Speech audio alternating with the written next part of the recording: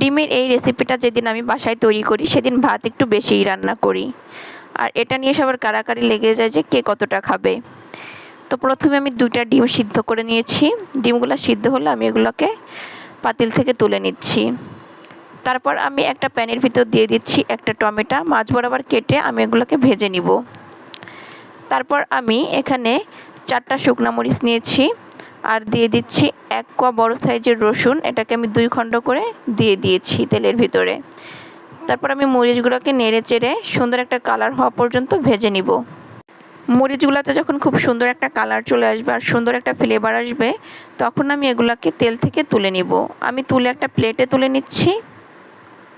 আপনারাও কিন্তু বাসায় এইভাবে ট্রাই করতে পারেন, দেখবেন অনেক বেশি পছন্দ করবে পরিবারের সবাই।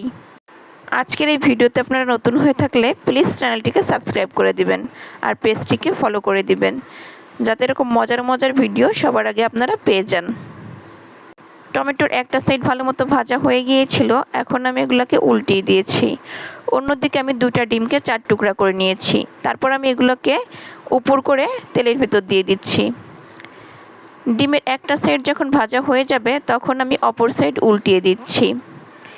একইভাবে আমি 2 সাইডই সুন্দর কালার করে ভেজে নিব।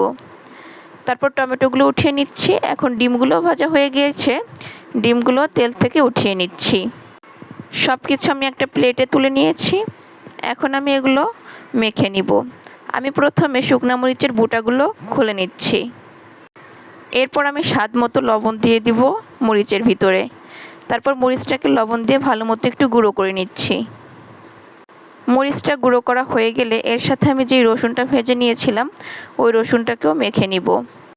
এখন আমি এর সাথে অ্যাড করে দিব কিছু পেঁয়াজ কুচি। আমি এখানে কাঁচা পেঁয়াজটা ব্যবহার করেছি। কাঁচা পেঁয়াজটাকে ভালো মতো একটু মরিচের সাথে মেখে নিচ্ছি। এভাবে কাঁচা পেঁয়াজটা দিলে কিন্তু ভর্তাটা খেতে বেশি টেস্টি হয়। তারপরে টমেটোর উপরে যে পাতলা খোসাটা আছে ওই খোসাটা আমি ছাড়িয়ে নিচ্ছি। এরপর টমেটোটাকেও ভালো মতো মাখিয়ে নিচ্ছি। তারপর ভেজে রাখা ডিমগুলোকে আমি গুঁড়ো করে নিব। তো আমি 4 পিস ডিম ভেজেছিলাম, 1 পিস আমার মেয়ে নিয়ে গেছে খাওয়ার জন্য, এখন আমি 3 পিসই ভর্তা করে নিচ্ছি।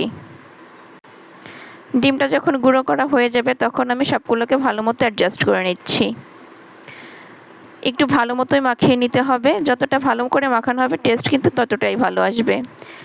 দিয়ে দিচ্ছি কিছু ধনিয়া পাতা কুচি আর কিছু দিয়ে দিব সরিষার তেল। তারপরে আবার একটু ভালো মতো মেখে নিচ্ছি। আর দেখতেই পাচ্ছেন মাশাআল্লাহ ভর্তাটা দেখতে কিন্তু অনেক লোভনীয় হয়েছে আর কালারটাও মাশাআল্লাহ পারফেক্ট এসেছে। গরম গরম ভাতের সাথে এরকম একটা ভর্তা থাকলে আর কি চাই, নিমিষেই প্লেটের ভাত খালি হয়ে যাবে। তো আমি এখন একটা বাটিতে ভর্তাটাকে সার্ভ করে নিচ্ছি। আর যারা ভর্তা প্রেমিক আছে তাদের কাছে তো অনেক বেশি ভালো লাগবে।